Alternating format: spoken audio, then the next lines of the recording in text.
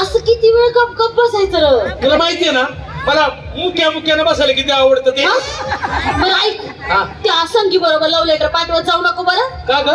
ती मेली आधी स्वतः वाचते आणि मग मला वाचायला देते. वाचत मग त्याला काय होतंय? नुसती वाचत नाही ना, त्याच्यातले तुझ्या शुद्ध लेखनाच्या चुका काढती.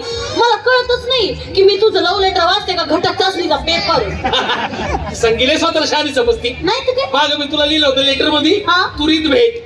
तिला वाटलं मला त्वरित लिहायचंय. तुला काय कळतो तुझ्या मायातला कल्ला? बरं ते सगळं जाऊ दे, मला एवढं अर्जंट काऊन बोलवलं ते आधी सांग. मनावर दगड ठेवून ऐक. आता आपला प्रेमभंग होणार आहे. हायला एवढंच ना, मला वाटलं तुला एड स्पीड झाला मागे तू एवढी काळजी करते तू माझी? तसं नाही, म्हणजे मागच्या टायमाला तुम्हाला पप्पांना रक्त दिलं ना म्हणून म्हणलं. पण ते प्रेमभंग म्हणजे काय रे? मराठीचीच बोंबे आता काय करा. अगं प्रेमभंग म्हणजे ब्रेकअप. काय? ब्रेकअप ब्रेकअप ब्रेकअप सिरियल पाहायचं परिणाम आहे सगळा. एक गोष्ट तीन अगं काय मान मोडत नाही एखाद दिवशी. अरे मान मोडायचं राहू दे, माझं दिल काऊन पडलं ते आधी सांग.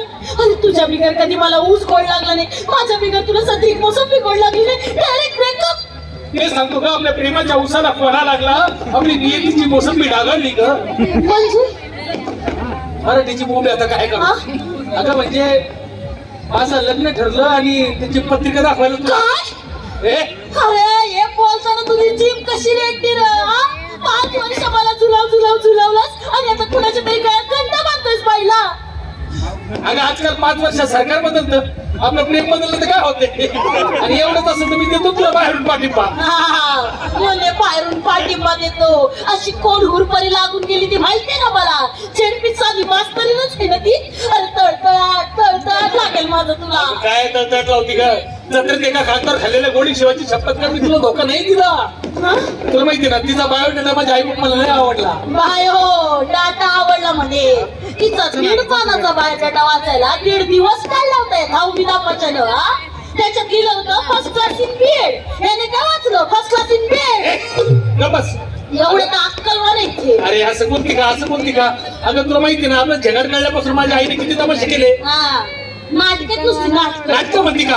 अगं जहर खाल्लं होतं माझ्या आईनं, असं तोंडातून फेस येत होता. फेस म्हणजे चेअर खाल्लं होतं, तोंडातून फेस होत होता. जवळ जाऊन बघितलं तर फुडफुडे पण येत होते. आंघोळीच्या वासामध्ये वास येत होता. नंतर कळलं शॅम्पू गेला होता म्हातारी. एवढा अक्कलवान खातं त्यांचं डोक्याला लावायचं असं तोंडात घालच्या. का आता लय अक्कल काढायली. तेव्हा तर 3 वेळा घरी येत होती. मावशी झालं का जेवण? आत्या काय करता? आत्याच काय झालं तुला? ते मला हवा एवढं बघायचं असायचं ना म्हणून यायची मी. तेच म्हणतो बघ चला आता हवा येऊ द्या. म्हणजे बघ मी तुला नीट सांगतो.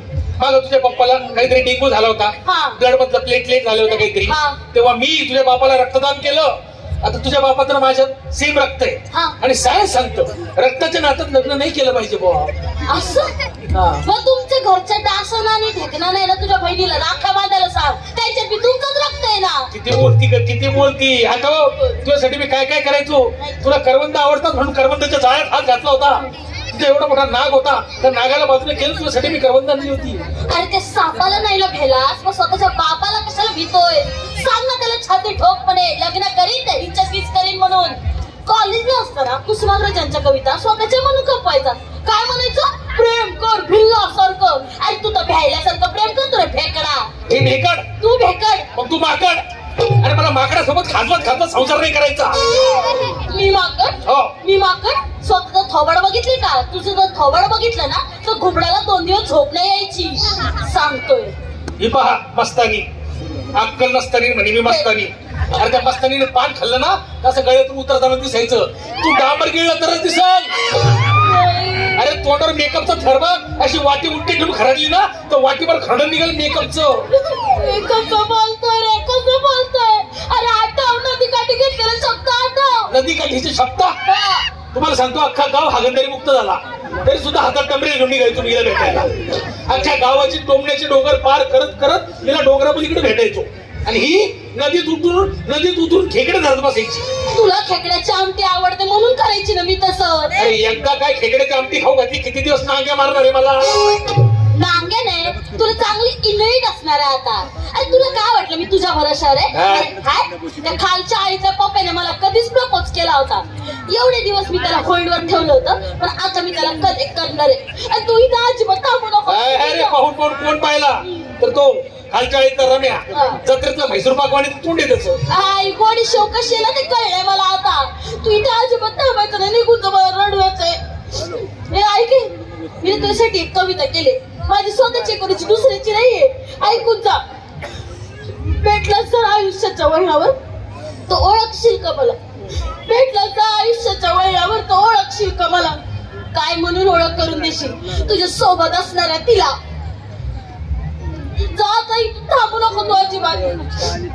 खुद को छोड़ गई हो दिल में मेरे, तुम्हें तो ठीक से बिछड़ना भी नहीं आता. म्हणजे हिंदीची मी बोंबे आता काय करावं. अगं येडे, नीट जरा पत्रिकाची दाखवतो तुझी मागायची तर खरं. अगं माझ्या बहिणीच्या लग्नाची पत्रिका आहे, त्याचं सॅम्पल दाखवत होतो. कार्यवाह म्हणून मग तुझ्या महापत्रावर टाकले. तुझे पप्पा माझे पप्पा म्हणत होते त्यांच्या लग्नात आपला पण साखरपुडा उरकून टाकू म्हणून. काय सांगतो तू तर रमेला होऊन म्हणून.